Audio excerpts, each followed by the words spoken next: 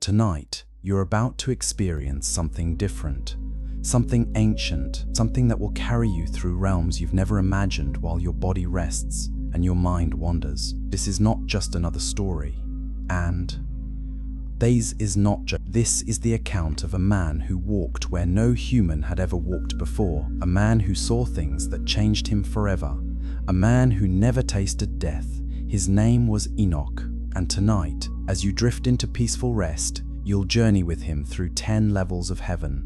You'll witness fiery angels, cosmic prisons, gardens of eternal life, and the very throne of God himself. Some moments will fill you with wonder, others might make you tremble, but all of it, every single word, comes from ancient texts that have survived thousands of years. So settle into your pillow, let your breathing slow down, and prepare for a journey that will last through the night. Because what Enoch saw wasn't meant just for him, it was recorded for you, for this moment, for this very night. Before we begin, I want you to do something powerful. In the comments below, write these simple words: Lord, prepare me for your kingdom. This isn't just a comment, it's a declaration, a spiritual marker in your life, and thousands of others will see it and be encouraged by your faith. Now, let's begin where it all started, thousands of years ago, in a world that was racing toward judgment. Chapter 1. The man who never died. Long before the great flood covered the earth, when humanity was still young and the world had not yet learned all its wickedness, there lived a man named Enoch. He wasn't born into royalty. He didn't command armies. He wasn't a priest in a grand temple or a prophet with a famous name. Enoch was, in many ways, ordinary. He was the son of Jared, born into a family line that could be traced back to Adam himself. He lived in a time when people still remembered the Garden of Eden, when the memory of paradise lost was still fresh in the collective memory of humanity. But there was something about Enoch that set him apart. While others built their lives around possessions and pleasures, Enoch built his life around something invisible, something most people had forgotten. He walked with God, not just on Sundays or holy days, not just when things were difficult or when he needed something. Every single day, Enoch made time to be in the presence of his Creator. Think about that for a moment. In a world that was growing darker by the day, one man chose to walk toward the light. Can you imagine what that looked like? While his neighbors argued and fought, Enoch prayed. While others chased after empty idols made of wood and stone, Enoch chased after the living God. And God noticed. The ancient text tells us that Enoch lived for 365 years. That might sound like a long time to us, but in those days, people lived for centuries. His own son, Methuselah, would eventually live to be 969 years old, the oldest person ever recorded. But Enoch's life wasn't measured by years. It was measured by relationship. He had a wife who loved him. He had children who respected him. He had a community that knew him as a man of integrity and truth. But more than all of that, he had something rare, something precious, something that most people never find in a lifetime. He had intimacy with God. Now, here's where the story gets interesting. Here's where you need to pay close attention, because this detail matters. The ancient book tells us that Enoch didn't just walk with God for a few years. He walked with God for 3 full centuries. 300 years of daily communion, daily conversation, daily friendship with the Creator of the universe. Can you imagine that? 300 years of never missing a day with God. Think about your own life. How many days have you gone without praying, without reading, without simply sitting in silence with the divine? Enoch never missed a day, not one, for 3 centuries. And that consistency, that faithfulness, that unbreakable commitment caught the attention of heaven itself, because God was watching, God was planning, God was preparing something for Enoch that had never happened before and would never happen again in quite the same way. Here's what makes Enoch's story so controversial, so debated, so absolutely mind-blowing. The Bible tells us in just a few simple words, Enoch walked with God and then he was no more because God took him. He didn't die. He didn't get sick. He didn't grow old and fade away like every other human being. One day he was here, The next day he wasn't. God simply took him. But where did he go? What did he see? What happened during those mysterious moments when heaven opened up and pulled a human being through its gates? For thousands of years, people wondered. Scholars debated. Religious teachers argued about what really happened to Enoch. And then, an ancient text was discovered. A detailed account, written in Enoch's own hand, describing everything he saw, everything he heard, everything he experienced. It's called the Book of Enoch, and what it describes is almost too incredible to believe. But before we get to the journey itself, we need to understand something important about the man. Enoch wasn't taken because he was perfect. He was taken because he was faithful. He made mistakes like everyone else. He had doubts and fears like everyone else, but he never stopped walking with God. And that's the message for you tonight as you rest. God isn't looking for perfection. He's looking for faithfulness. He's not searching for people who have it all together.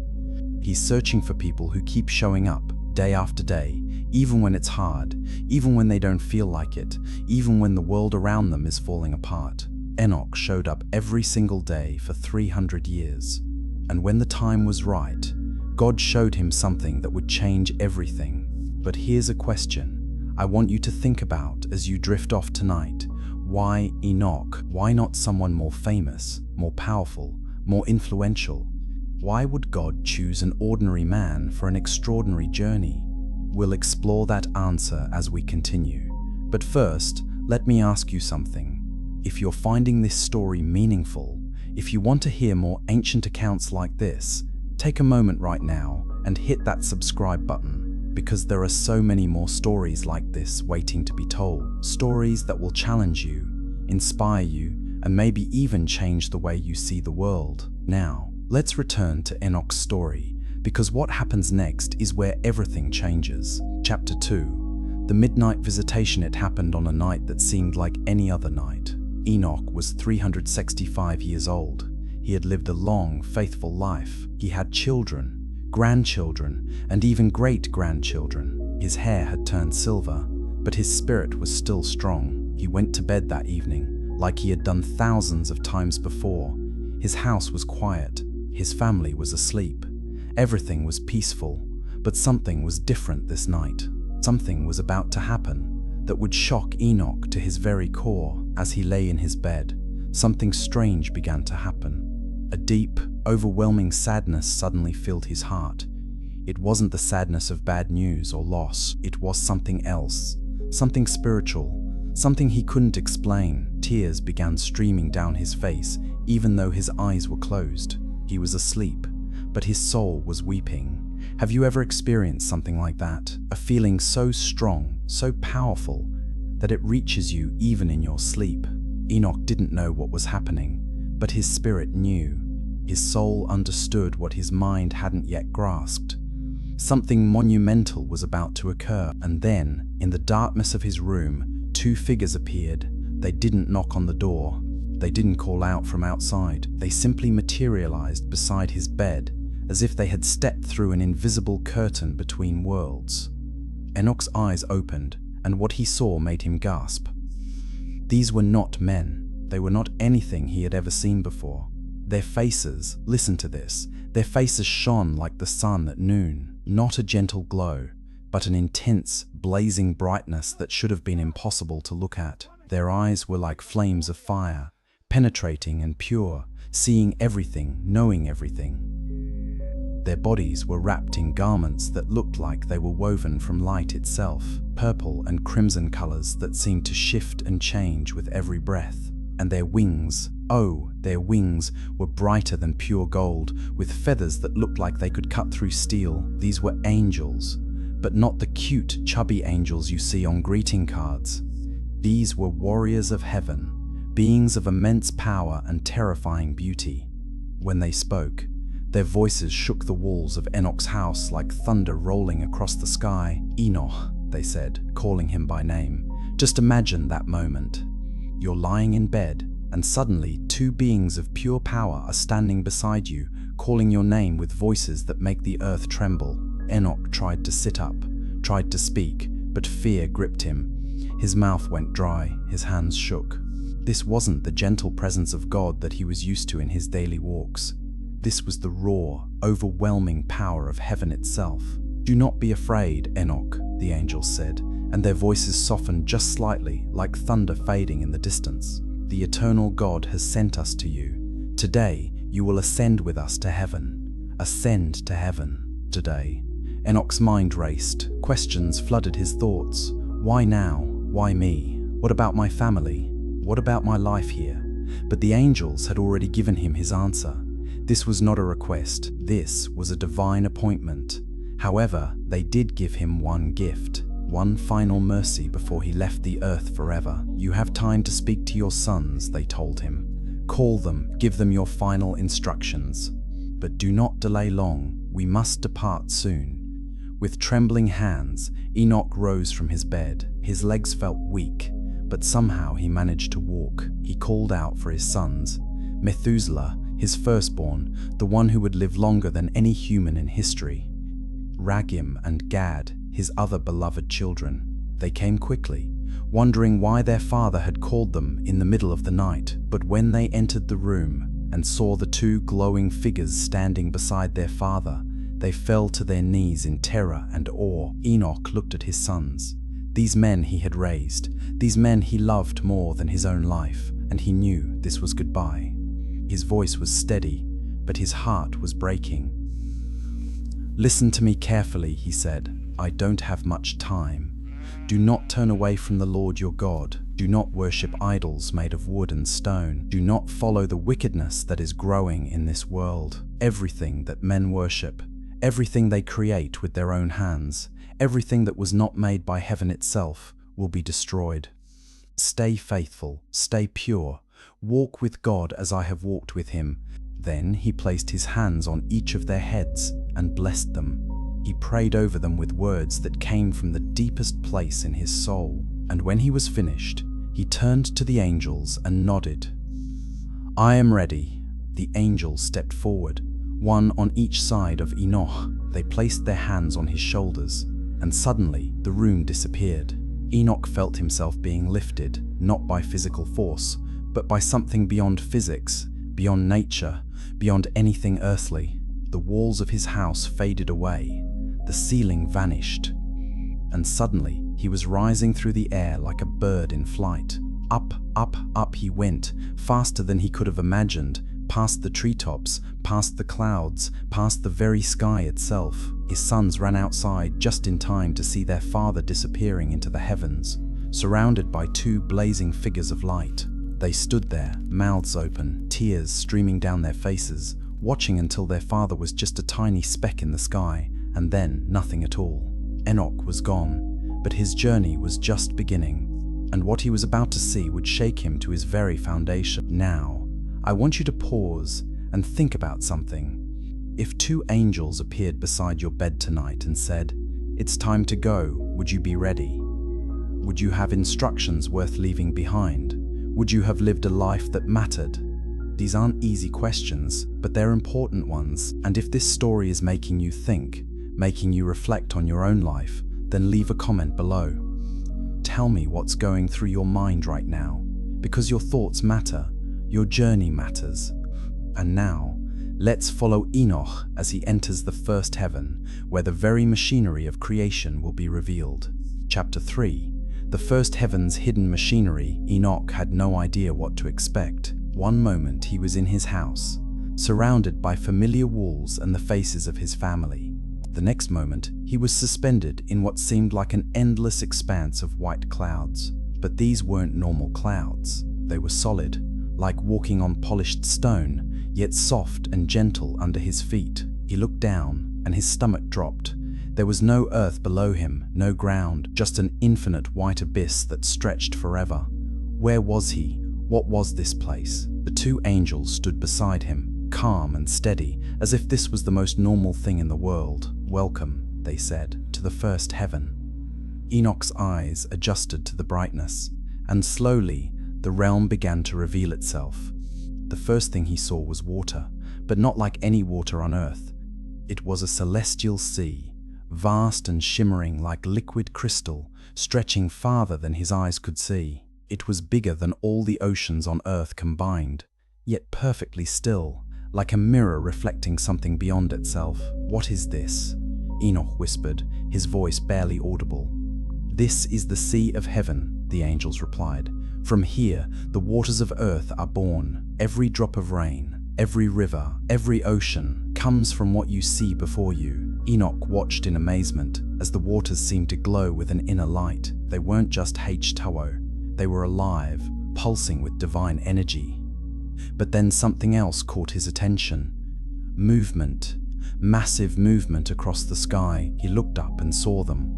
200 enormous angels with wings of silver, moving in perfect formation across the heavens. They weren't flying aimlessly. They were working, guiding, directing something. The stars. Enoch realized with shock that every star he had ever seen from Earth, every twinkling light in the night sky, was being controlled by these angels.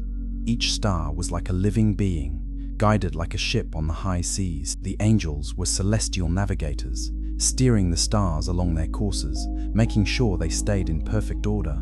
"Do the stars move on their own?" Enoch asked. "Nothing moves on its own," the angels answered. "Everything in creation is guided by the hand of God through his servants. Even the stars obey." This was mind-blowing to Enoch. He had always thought the stars were just lights in the sky, random and distant, but now he understood. They were part of an intricate system, a cosmic dance choreographed by heaven itself. Then the angels took him to another section of the first heaven, and what he saw there was even more surprising. Storehouses, giant chambers filled with snow, ice, and frost. "What are these for?" Enoch asked, his breath visible in the sudden cold. "These are the snow storehouses," the angels explained. "Every snowflake that falls on Earth comes from here. Nothing happens by accident. Every winter, every storm, every cold season is released from these chambers." Enoch watched as fierce-looking angels, their eyes sharp and focused, worked inside the storehouses. They held winds in their hands like they were holding fabric, folding and unfolding them with precision. One angel would release a wind, and another would catch it and send it toward Earth at just the right moment. "The weather," Enoch realized. "You control the weather from here." "We do not control it," the angels corrected him. "We serve the one who commands it. We are simply his instruments." Next, they took him to the dew chamber. Inside, there was a substance that looked like translucent oil, shimmering and pure. Angels with eyes like lightning stood guard over it. "This is the dew of heaven," they said. "Every morning, when you wake and see dew on the grass, it comes from here. It is the blessing of God, the moisture that gives life to the earth." Enoch reached out to touch it, and the sensation was unlike anything he had ever felt. It was cool, refreshing, and filled with a sense of peace. Everything here was under order. Nothing was random. Nothing was chaotic. The first heaven was like the engine room of creation, the place where all the natural systems of Earth were controlled and maintained. But as Enoch stood there, taking it all in, the angels turned to him with serious expressions. "What you have seen here is only the beginning," they said. "The first heaven is beautiful and orderly, but not all the heavens are like this." Their voices dropped lower, and a shadow seemed to pass over their faces. "The second heaven is a place of darkness, a place of imprisonment, a place where even we do not like to go." Enoch felt a chill run down his spine. "Prepare yourself," they warned. "What you are about to see will trouble your soul." And with that, they began to ascend again, taking Enoch higher, deeper, into realms that would test everything he thought he knew about heaven. But before we go there, I want you to think about something. How often do we take the rain for granted? How often do we ignore the snow, the dew, the wind? Enoch learned that nothing in creation is accidental. Every detail is planned. Every moment is orchestrated. And if God cares that much about the snow and the rain, how much more does he care about you? If this is encouraging you, if this is opening your eyes to something new, hit that like button. Let me know you're on this journey with me. Now, take a deep breath, because the second heaven is not a place of beauty. It's a place of tears, chains, and eternal regret. Chapter 4. Prison between the stars. As Enoch began to rise toward the second heaven, something changed in the atmosphere. The light began to fade. The brightness that had filled the first heaven started to dim, like the sun setting behind storm clouds. The air grew heavy, thick, oppressive. Enoch felt a weight pressing down on his chest, making it hard to breathe. It was like the feeling you get right before a terrible storm, when the sky turns dark and the wind goes still, and you know something bad is coming. "What is this place?" Enoch asked, his voice barely above a whisper. The angels didn't answer right away. Their faces were grim, their eyes filled with sadness. Finally, one of them spoke. "This is the second heaven. This is where the rebellious ones are kept until the day of judgment." And then Enoch saw them. Hanging in the vastness of that dark sky were spirits, fallen angels, imprisoned beings, suspended by invisible chains that seemed to come from nowhere and everywhere at once. They weren't standing or sitting, they were floating, trapped in a frozen state, unable to move, unable to escape. Their appearance was horrifying. Some still had the shape of angels, with wings that were torn and burned. Others looked almost human, but twisted, distorted, like reflections in a broken mirror. Their eyes were hollow, empty, filled with a pain that went beyond physical suffering. And they were weeping. The sound was unbearable. Thousands of voices, all crying out at once, all filled with regret, all mourning something that could never be returned.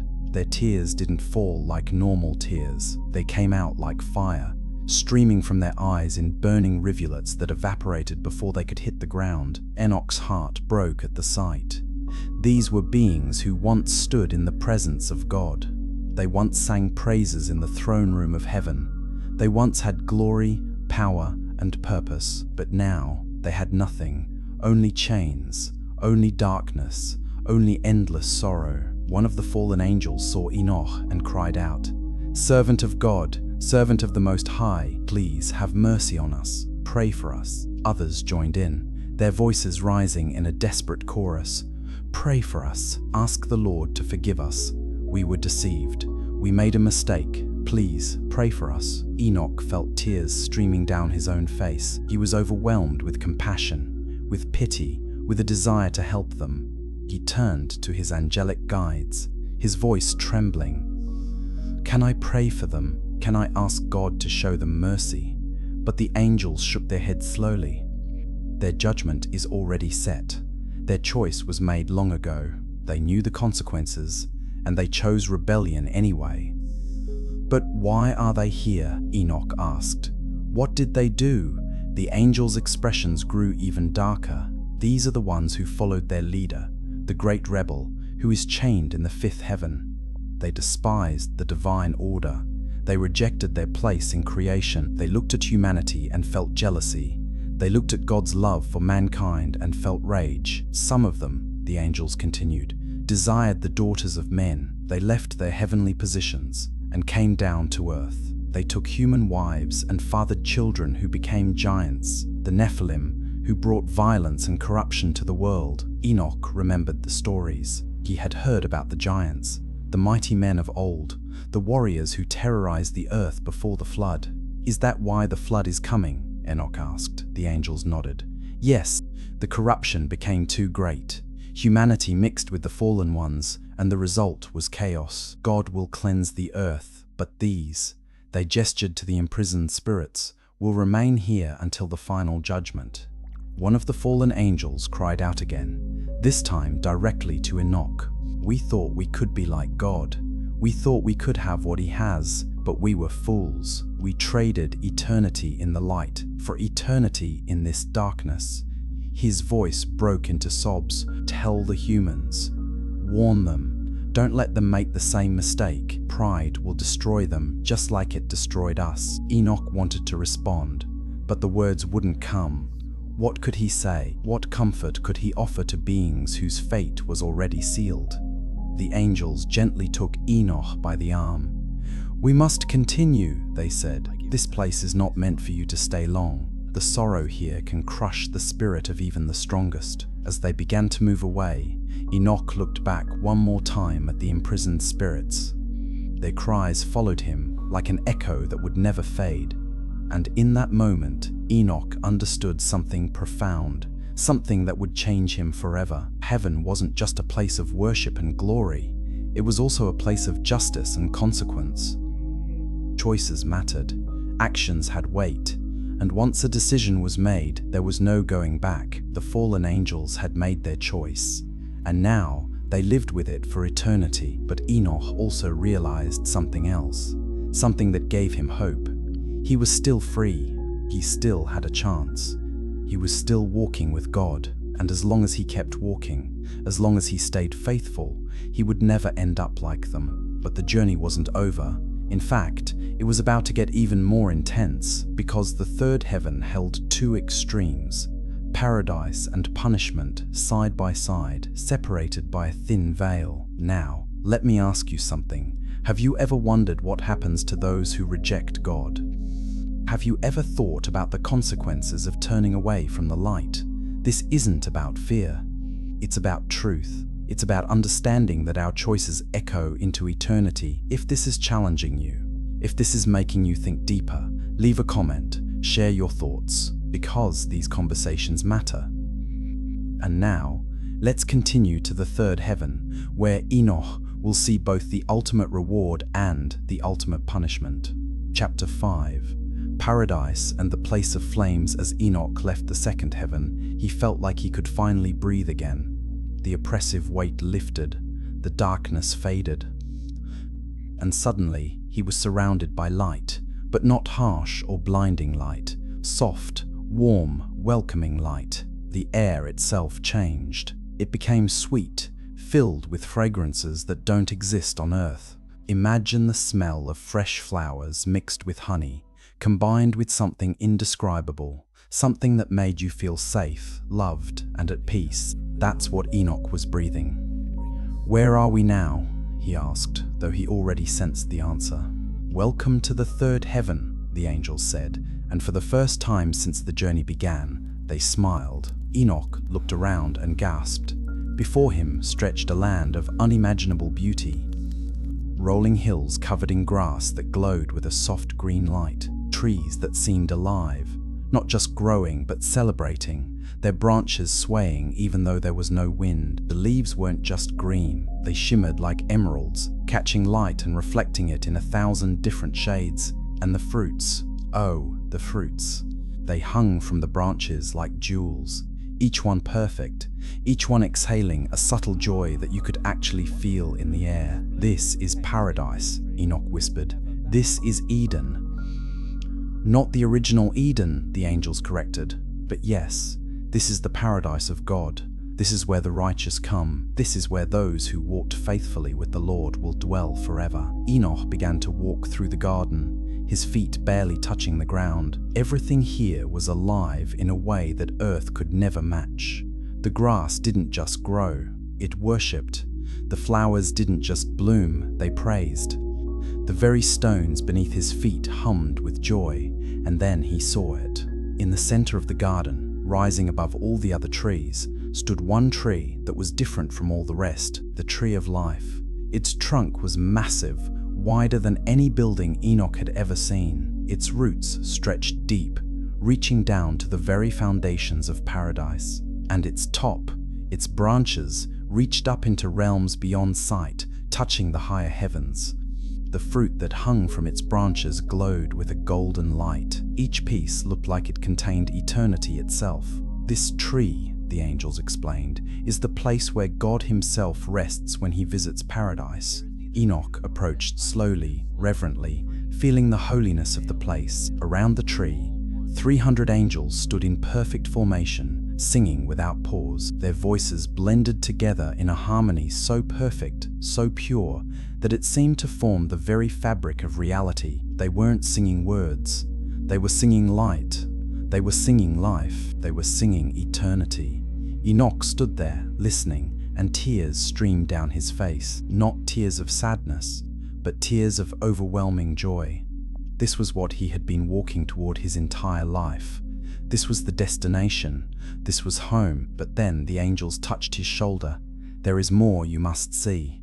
Their voices had changed. The joy was gone, replaced by something heavy and sorrowful. They led him to the other side of the third heaven, and everything changed. The beautiful garden faded behind them. The sweet fragrances disappeared. And suddenly, they were standing before a river of fire.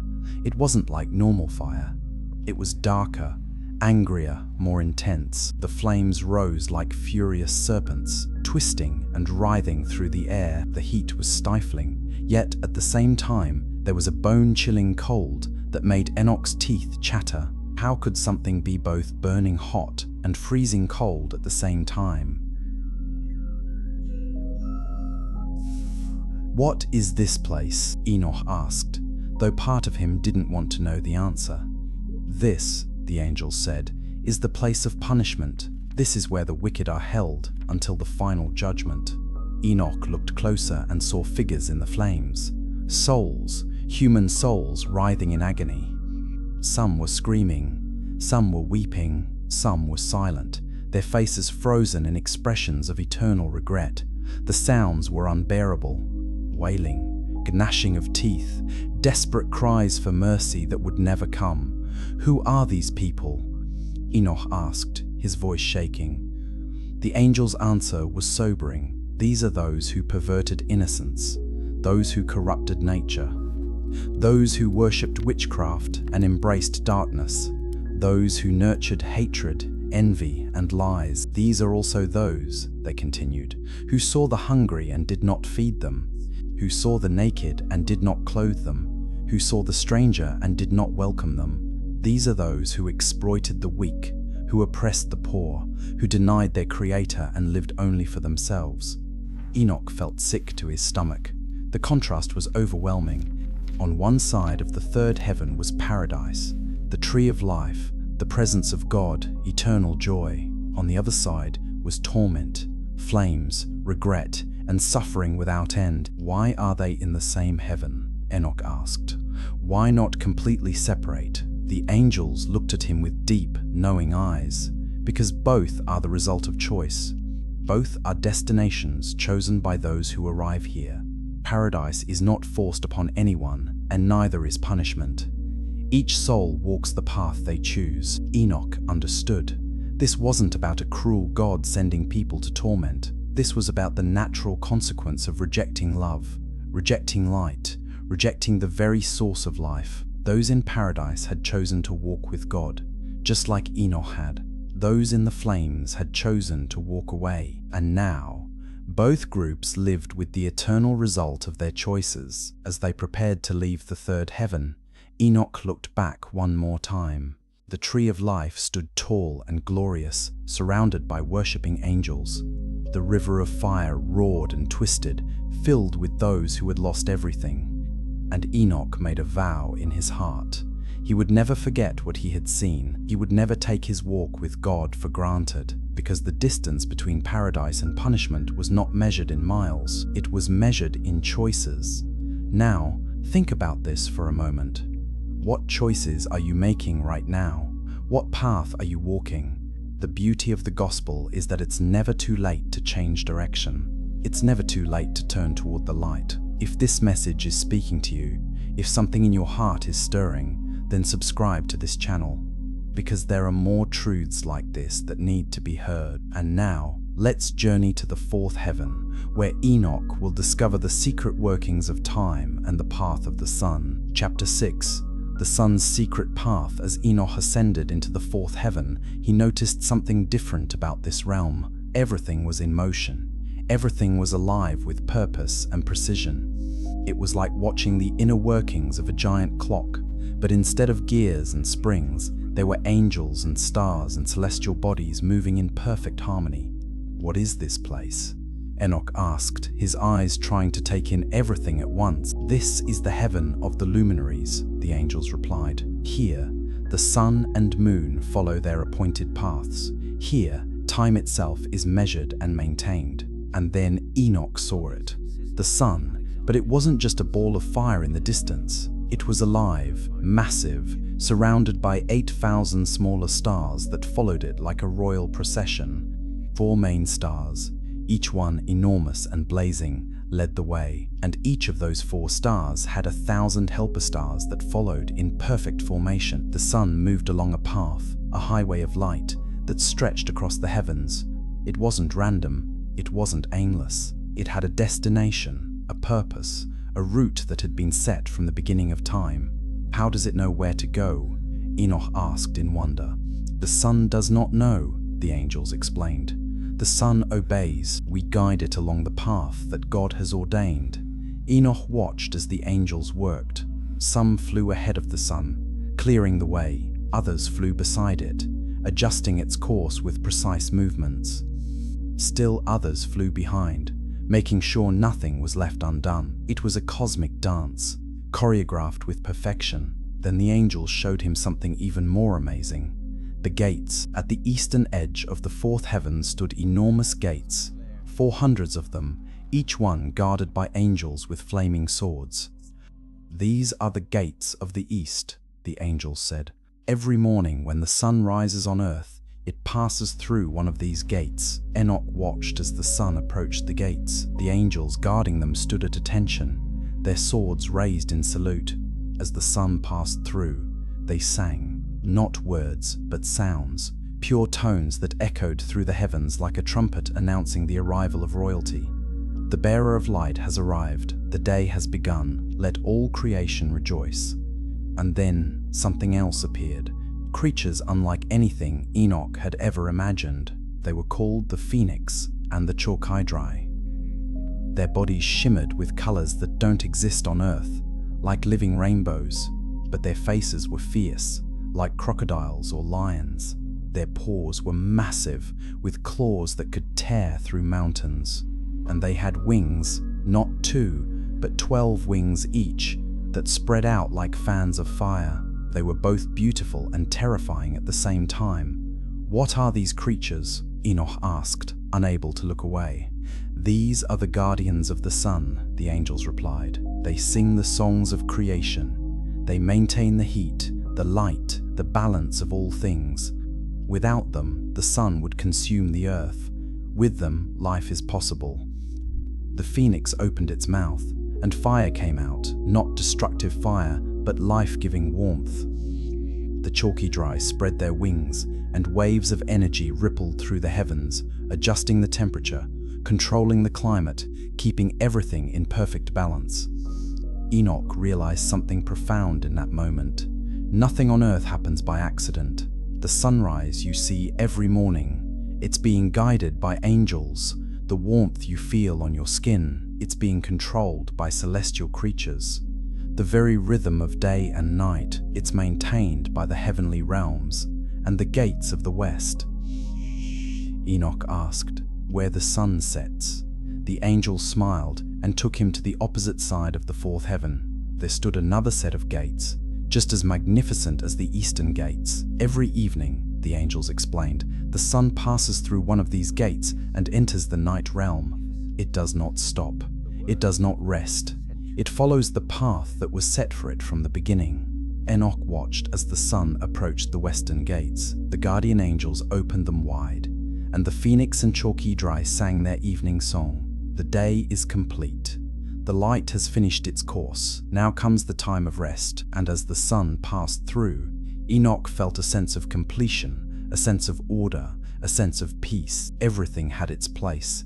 Everything had its time. Everything served the Creator's purpose. But then, the angels' expressions grew serious once more. The 4th heaven is a place of light and order, they said. But the 5th heaven is a place of silence and shame. There, we will see the consequences of the greatest rebellion in history. Enoch braced himself. He had seen paradise and punishment. He had seen beauty and darkness, but something told him that what was coming next would be different. Something told him that the 5th heaven held secrets that would shake the very foundations of his understanding. And as they began to ascend once more, Enoch whispered a prayer. "Lord, give me strength for what I am about to see, because sometimes the most important lessons come from the darkest places." Before we continue, I want to ask you something. Do you see the order in creation? Do you notice the precision, the purpose, the design? Or do you think it's all just random chance, just cosmic accidents that happen to work out? Enoch saw the truth. There is a designer. There is a plan. There is purpose in every sunrise, every breath, every heartbeat. If this is opening your eyes to something deeper, hit that like button. Let me know you're seeing it too. And now, let's descend into the fifth heaven, where the silent giants wait in shame. Chapter 7. The Silent Giants and Celestial Scribes. The fifth heaven was unlike anything Enoch had experienced so far. There was no fire, no singing, no movement, just silence. Heavy, oppressive, crushing silence. It was the kind of silence that presses down on you, that makes you want to scream just to break the unbearable quiet. As Enoch's eyes adjusted to the dim light, he saw them. Rows and rows of enormous beings, seated in perfect lines that stretched as far as he could see. They were called the Grigori, the Watchers. These were angels, or at least they had been once, but now they were something else. Something broken, something fallen. They were massive, taller than any giant Enoch had ever heard of. Their shoulders were broad, their faces were strong, but their eyes were empty. There was no light in them, no joy, no hope, just hollow, vacant stares that looked at nothing and everything at the same time. They didn't speak, they didn't move. They just sat there, frozen in eternal shame. Who are these beings? Enoch whispered, his voice barely audible. The angels beside him spoke softly, as if even they were uncomfortable in this place. These are the Grigori, the Watchers. They were once noble, powerful, trusted with the responsibility of watching over humanity. But they fell. Enoch remembered the stories. He had heard whispers about angels who had desired human women, who had left their heavenly positions and come down to earth. They are the ones who fathered the Nephilim, the angels continued. They are the ones who taught humanity forbidden knowledge, weapons of war, cosmetics, sorcery, enchantments. They corrupted the earth, and now they sit in silence, waiting for the final judgment. Enoch looked at them with a mixture of pity and horror. These beings had once stood in the presence of God. They had once been glorious, powerful, trusted, but they had made a choice. They had followed their leader, Satael, and rebelled against the divine order. And now, this was their punishment. Not fire, not chains, not torture, just silence, just shame, just the unbearable weight of knowing what they had lost and could never regain. One of the Grigori slowly turned his head toward Enoch. His movements were stiff, mechanical, as if he hadn't moved in centuries. His eyes met Enoch's, and in that brief moment, Enoch saw something that broke his heart. Regret, deep, overwhelming, all-consuming regret. The giant's mouth opened slightly, as if he wanted to speak, but no sound came out. His voice had been taken, his words had been silenced. All he could do was stare, hoping that somehow Enoch would understand. Enoch felt tears streaming down his face once again. "Is there no mercy for them?" he asked the angels. "Mercy was offered," they replied, "but they rejected it. They chose pride over humility, rebellion over obedience, temporary pleasure over eternal glory. Now they sit in the consequence of their choice." The angels led Enoch away from the Grigori, and as they moved forward, the atmosphere began to change once more. Light returned, sound returned, and suddenly Enoch found himself in the sixth heaven. This realm was completely different from the fifth. Where the fifth heaven was silent and empty, the sixth heaven was alive with activity. 7 rows of glorious angels stood in perfect formation, their faces shining brighter than the sun, their garments sparkling like liquid diamonds. "These are the celestial scribes," the angels explained. "They maintain the cosmic balance.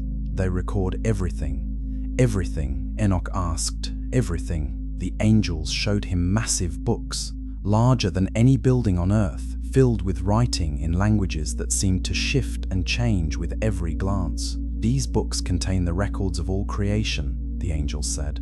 "The movement of every star, the cycle of every season, the ripening of every fruit, the falling of every leaf. But more importantly," they continued, "these books contain the records of human souls. Enoch's breath caught in his throat. "What do you mean?" One of the scribes stepped forward, holding a book that glowed with a soft golden light. "Every person who has ever lived has a page in this book.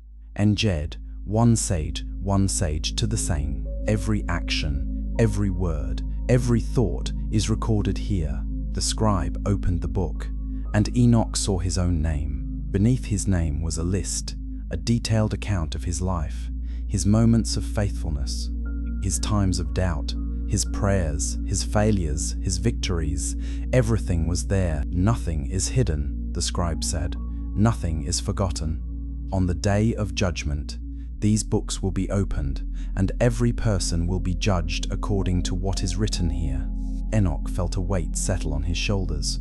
The reality of divine justice, of eternal accountability, became crystal clear in that moment. But then the scribe smiled, and it was a warm, kind smile. "Do not fear, Enoch. Your name is written in the book of life. Your walk with God has been recorded. Your faithfulness has not gone unnoticed." Enoch felt relief wash over him, but he also felt something else, a sense of urgency, a need to warn others. "There are so many on earth who don't know," he said. "So many who think their actions don't matter, who think no one is watching, who think they can get away with anything. They need to know. They need to understand. Everything is being recorded." The angels nodded solemnly. "That is why you are here, Enoch. That is why you are seeing these things. So you can write them down. So you can warn future generations." And then something else happened. Something unexpected. The sky above them opened, and Enoch heard singing. Not the songs of the angels he had heard before, but something even more beautiful, even more powerful. 6 phoenixes, 6 cherubim, and 6 seraphim formed a celestial choir. Their voices blended together in perfect harmony, creating a sound that seemed to hold the universe together. "This is the song of creation," the angels whispered. "As long as they sing, the cosmos remains stable. Their music is not entertainment, it is structure, it is order, it is the very fabric of reality." Enoch listened, and he understood. Heaven wasn't just a place of rest, it was a place of constant worship, constant work, constant maintenance of all creation. And every angel, every creature, every being had a role to play in God's eternal plan. But the journey wasn't over. Not yet. "Prepare yourself," the angel said. "The 7th heaven is ahead. There you will see the armies of eternity. There you will stand before the veil of God's throne." Enoch took a deep breath. His legs felt weak, but his spirit was strong. He had come this far. He would not turn back now. Now, before we continue, I want you to think about something. If there really is a book in heaven with your name on it, what would be written there? Would it be a story of faithfulness or compromise? Would it be a record of love or selfishness? Would it be a testimony of worship or indifference? It's not too late to change what's being written. Every day is a new page. Every moment is a new choice. If this is convicting you, if this is challenging you, leave a comment below. Share what God is speaking to your heart. And now, let's continue to the 7th heaven, where the armies of God stand ready. Chapter 8. The armies of eternity. As Enoch ascended into the 7th heaven, he felt the atmosphere shift once more. This time, it wasn't fear or sadness that filled him. It was awe, pure, overwhelming awe. The air itself seemed to vibrate with power. Every breath he took felt charged with energy. It was like standing in the center of a thunderstorm, except instead of being dangerous, it felt safe, protected, holy. And then he saw them, the armies of heaven. Row after row after row of angelic warriors, stretching beyond sight, beyond counting, beyond comprehension. These were not the gentle angels he had seen before. These were soldiers, fierce, powerful, ready for battle. They stood in perfect formation, each one holding a flaming sword that blazed with holy fire. Their armor was made of light itself, impenetrable and brilliant. Their faces were set like stone, focused, determined, loyal beyond question. These are the armies of the Lord, the guiding angel said. They stand ready to execute his commands. When God speaks, they move. When he sends them forth, nothing can stand against them. Enoch walked through the ranks, and the angels did not move. They did not blink. They did not acknowledge him. They were completely focused on their commander. Then Enoch saw something that made his knees weak. Thrones, massive thrones made of fire and light, arranged in circles around a central point. Seated on these thrones were beings of incredible authority. They wore crowns of stars. Their eyes blazed with wisdom. Their presence commanded instant respect. These are the dominions, the angels explained. They govern the lower heavens. They oversee the celestial systems. They ensure that everything runs according to God's perfect plan. Beyond the thrones were more beings, even more glorious, even more powerful. Seraphim, angels with 6 wings covering their faces, their feet, and their bodies. They moved in constant worship, never stopping, never tiring, never ceasing their praise. Holy, holy, holy is the Lord God Almighty. The whole earth is full of his glory. Their voices shook the foundations of the 7th heaven. Each time they spoke, waves of energy rippled through the realm, sustaining creation, maintaining order, upholding reality itself. Enoch realized something profound in that moment. Worship wasn't just a nice thing to do. Worship was essential. Worship was structural. Worship held the universe together. When the seraphim stopped singing, when the cherubim stopped praising, when the angels stopped worshipping, creation itself would collapse. But they would never stop. They couldn't stop. Worship was their nature, their purpose, their very existence. And then Enoch noticed something else. In the center of all the thrones, all the armies, all the worshipping beings, there was a veil. It was made of something that looked like cloud and fire mixed together. It shimmered and shifted, revealing glimpses of what lay beyond, but never fully opening. "What is that?" Enoch asked, though his voice was barely a whisper. "That is the veil between the 7th and 8th heavens," the angels replied. "Beyond that veil is something no mortal has ever seen. Beyond that veil is the threshold of God's dwelling place." Enoch felt his heart pounding in his chest. "Will I go beyond the veil?" The angels looked at each other and then nodded slowly. "Yes, but not yet. There is more you must see first. There are higher heavens still, the 8th, the 9th, and the 10th. "The 10th heaven?" Enoch asked. "How many heavens are there?" 10, the angels confirmed, each one more glorious, more holy, more overwhelming than the last. "And in the 10th heaven, you will see what no human eyes have ever witnessed. You will see the face of God." Enoch felt like he might faint. The face of God. The face of God. How could any mortal survive such a sight? But the angels steadied him. "Do not fear, you have been chosen for this. You have been prepared. Your walk with God on earth has made you ready for this moment." They began to ascend once more, passing through the veil, and Enoch felt a sensation like being washed in living water. Every impurity, every doubt, every fear was stripped away, and then they entered the 8th heaven. This was the heaven of seasons and constellations.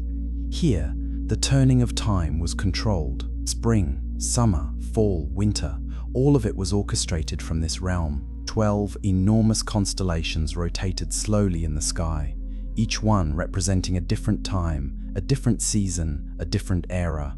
"Everything that changes on Earth," the angels explained, "is connected to what happens here. The planting season, the harvest, the rains, the heat, all of it is written in celestial code at this level."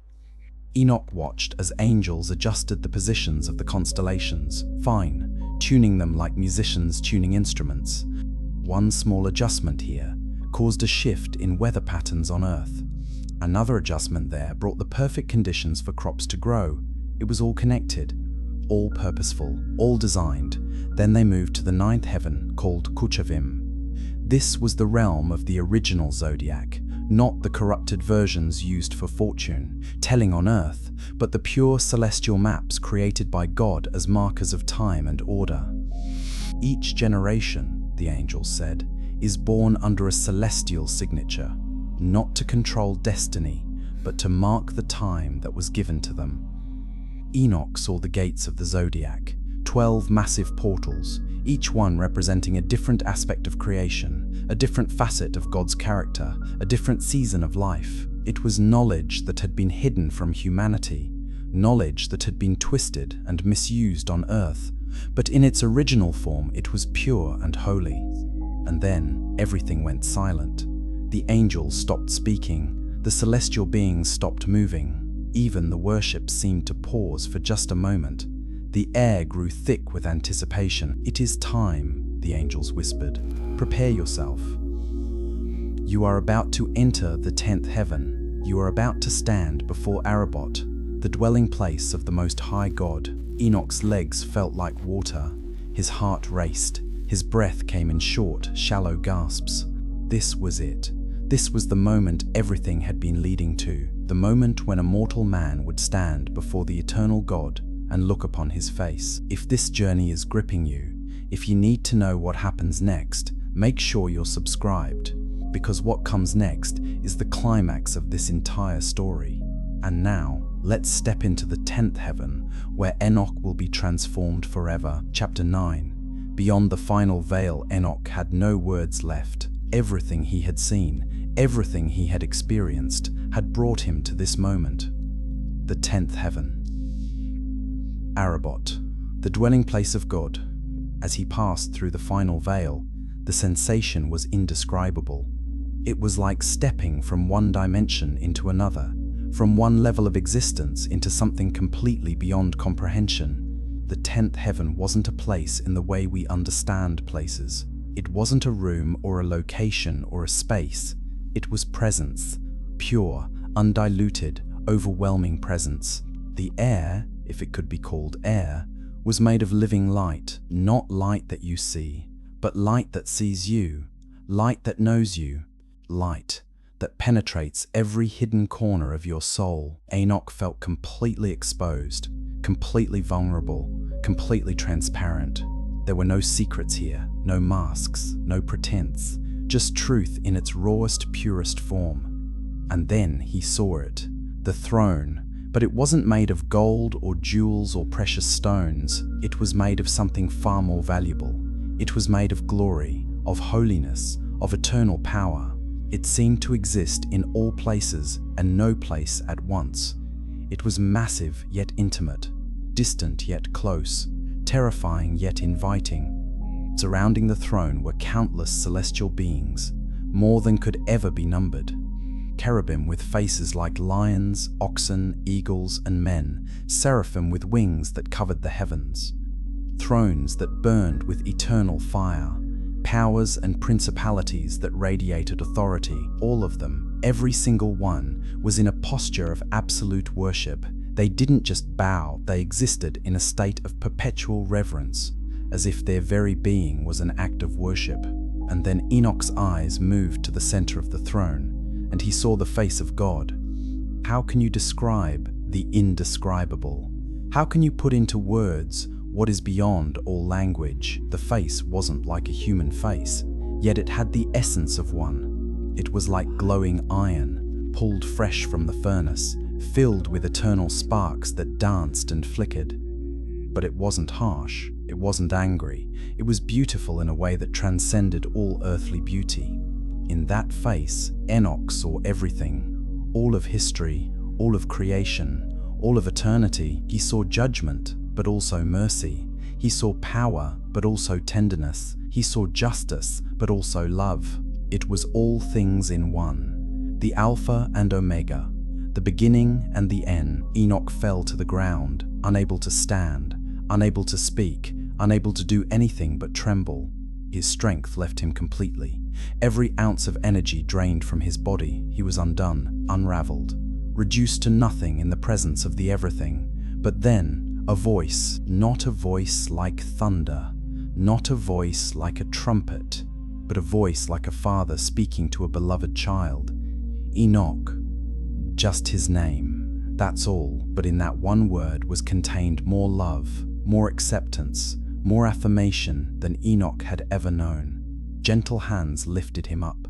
Enoch looked and saw it was Gabriel, the mighty archangel, the messenger of God. Gabriel's eyes were kind, his touch was firm but gentle. "Do not fear, Enoch," Gabriel said. "The Lord has chosen you. He desires that you remain here with us forever. Forever, here, in the presence of God."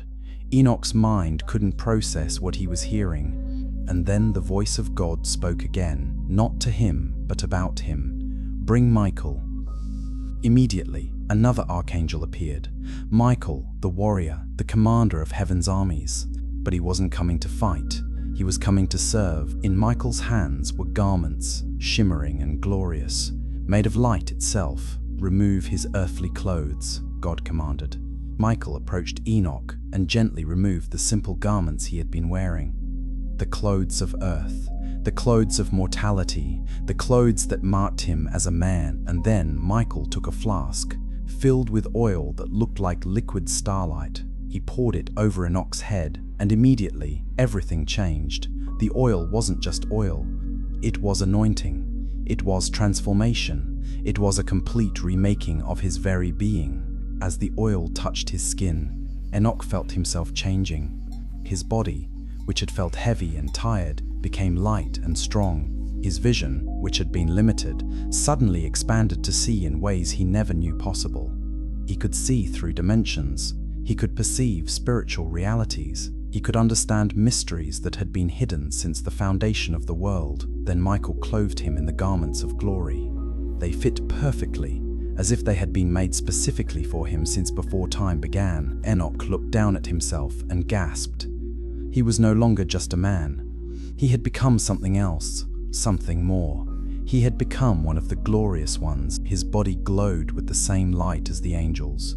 His face shone with the same radiance. He felt strength and power coursing through him that he had never known before. But this wasn't about pride. It wasn't about exaltation. It was about preparation. God was preparing him for his eternal purpose. Then another angel appeared. His name was Prevuel, and he was the keeper of knowledge, the heavenly scribe who knew more than all the other angels combined. God spoke to Prevuel, "Give Enoch the books, teach him everything, hold nothing back." For the next period of time, though time didn't seem to exist in the same way here, Prevuel opened the eternal books to Enoch. He showed him the secrets of the heavens, the structure of the earth, the nature of the elements, the mysteries of time, the destinies of souls, the languages of angels, the songs of creation, the laws of the universe. Everything that could be known, Enoch learned, and he wrote it all down. 366 books, filled with wisdom, knowledge, and revelation. Books about the stars, books about the weather, books about the souls of men, books about the coming judgment, books about the flood that would soon cleanse the earth. He wrote until his hand should have been tired, but it never was. He wrote until he should have been exhausted, but he felt only more energized. This was his purpose. This was why he had been brought here. Not just to see, but to record. Not just to learn, but to teach. Finally, when the last word had been written, God spoke to him directly. "Enoch, come." Enoch approached the throne, no longer trembling, no longer afraid. "Sit at my left hand," God said, "next to Gabriel, and remain in my presence forever." Enoch took his place, not as a visitor, not as a guest, but as a permanent resident of the highest heaven. He had been taken from earth. He had been transformed by glory, and now he would dwell in the presence of God for all eternity. He had become the first human to bypass death, the first to be taken directly into heaven, the first to be granted the privilege of standing before God's throne while still in a form that once walked the earth. And from that position, he would watch over humanity, he would pray, he would serve, he would fulfill the eternal purpose for which he had been created. But there was still one more chapter to this story, one final message that Enoch would send back to earth. A message for you, a message for this generation, a message that would echo through the centuries until it reached this very moment. Are you ready to hear it? Are you ready to receive what Enoch discovered? Then stay with me, because the final chapter is about to reveal something that could change your life forever. But first, if this story has touched you, if it's opened your eyes to something new, share it. Send it to someone who needs to hear it. Because messages like this don't come around every day. And now, let's hear Enoch's final words to humanity. Chapter 10. The Transformation. Enoch sat at the left hand of God, next to Gabriel, and for the first time since his journey began, he felt complete peace. Everything made sense now. Every step of his life, every moment of faithfulness, every time he chose to walk with God instead of walking away, it had all been leading to this. But as he sat there, surrounded by eternal glory, something stirred in his heart. Earth, his family, his sons, the people he had left behind. He thought about Methuselah, who would carry the burden of warning the world about the coming flood. Or he thought about his grandchildren and great-grandchildren who would face the judgment he had seen in the third heaven. He thought about future generations, people who hadn't even been born yet, people who would need to know what he had seen. And that's when God spoke to him again. "Enoch, your work is not finished." "But Lord," Enoch replied, "I am here with you. What more is there to do? You must send back a message, a warning, a testimony. Future generations must know what you have seen. They must understand that heaven is real, that judgment is certain, that choices matter." And so Enoch began to write one final letter, a letter to humanity, a letter to you. Here's what it said: "To all who will read these words in the generations to come, I, Enoch, servant of the Most High God, testify to you that everything I have seen is real. The heavens are not empty. They are filled with angels, with powers, with authorities that watch over every detail of creation. The sun does not rise by accident. The rain does not fall by chance. The seasons do not change randomly. Everything is ordered. Everything is purposeful. Everything is under the control of the Creator. But more than that, you must know this. Your life is being recorded. Every choice you make, every word you speak, every action you take is written in the books of heaven. One day, you will stand before the throne just as I have stood, but your experience will be different from mine. You will either hear the words, "Well done, good and faithful servant," or you will hear the words, "Depart from me, I never knew you." The difference between those two outcomes is not luck, it is not fate, it is choice. I chose to walk with God every day for 300 years, and because of that choice, I was taken into His presence and transformed into glory. But I was not special. I was not more talented or more gifted than anyone else. I simply chose faithfulness over convenience. I chose relationship over religion. I chose daily communion over occasional prayer. And you can make the same choice. It doesn't matter how old you are. It doesn't matter what you've done in the past. It doesn't matter how far you've wandered from the path. Today is a new day. Today is a new chance. Today is a new opportunity to start walking with God. Do not wait until tomorrow. Do not put it off until you feel more ready. Do not make excuses. Start now. Start today. Start this very moment. Because the time is short. The judgment is coming, and eternity is far longer than you can imagine. Choose wisely, choose well, choose God. Signed, Enoch, son of Jared, resident of the 10th heaven, friend of God. When Enoch finished writing, the letter was sealed and sent back to earth by the hands of angels. It would be passed down through generations. It would be copied and recopied. It would be hidden and preserved. It would survive floods and fires and wars and time itself, until finally it would reach you, right here, right now, in this moment. This isn't just an ancient story. This is a living message, a current invitation, a present opportunity. God is still calling people to walk with Him. He's still looking for men and women who will choose faithfulness over comfort, who will choose relationship over ritual, who will choose eternity over temporary pleasures. And the amazing thing is this: what happened to Enoch can happen to you, not necessarily in the same way. You probably won't be physically taken up to the 10th heaven while you're still alive, but spiritually, you can experience the same intimacy, the same transformation, the same closeness with God that Enoch experienced. You can walk with God every single day. You can hear His voice. You can know His heart. You can be changed from glory to glory. It starts with a decision, a simple, powerful decision. Lord, I want to walk with you. That's it, that's all. Just a sincere desire to be close to Him. And then you take one step, and then another, day after day, week after week, year after year, until one day you realize that you've been walking with God for so long that you can't imagine life any other way. And when your time on earth is finished, when you take your final breath, you won't face death with fear. You'll face it with confidence, because you'll know where you're going. You'll know who's waiting for you. You'll know that your name is written in the Book of Life, and you'll hear the same words that Enoch heard. Come, beloved, enter into my presence. Your walk on earth is finished. Now your eternal rest begins. So I'm going to ask you one final question, the most important question of your life. Will you walk with God? Will you make the same choice Enoch made? Will you commit to daily communion, to constant relationship, to unwavering faithfulness? Or will you put it off? Will you make excuses? Will you let this moment pass you by? The choice is yours. It's always been yours, and it will determine your eternal destiny.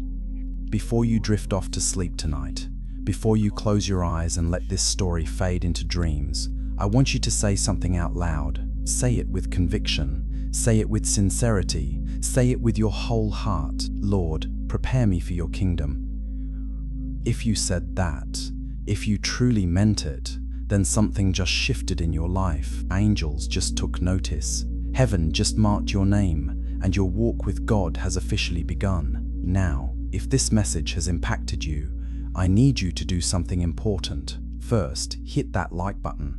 Let me know that this resonated with you. Let me know that you were here for this entire journey. Second, subscribe to this channel, because there are more stories like this, more ancient accounts, more revelations that will challenge and inspire you. Third, share this video with someone who needs to hear it, someone who's been walking away from God, someone who's struggling with faith, someone who needs to be reminded that heaven is real and choices matter. And finally, leave a comment. Tell me what part of Enoch's journey impacted you the most. Tell me what God spoke to your heart during this message, because your testimony matters. Your voice matters. Your story matters. Until the next time we meet, until the next story we explore together, I want you to remember one thing. You are not here by accident. You are not listening to this by coincidence. God orchestrated this moment. He wanted you to hear Enoch's story. He wanted you to be reminded of His love, His power, and His invitation. So walk with Him every single day, in every single moment. And one day, when your journey on earth is complete, you too will stand before the throne of God, and you'll finally understand what Enoch understood. That everything we go through on earth, every trial, every test, every challenge is worth it. Because eternity with God is more glorious than anything we could ever imagine. May God bless you. May He keep you. May He walk with you every day of your life. And may your name be written forever in the Book of Life. Good night, beloved. Rest well, dream deep, and wake up tomorrow ready to walk with God. This is just the beginning.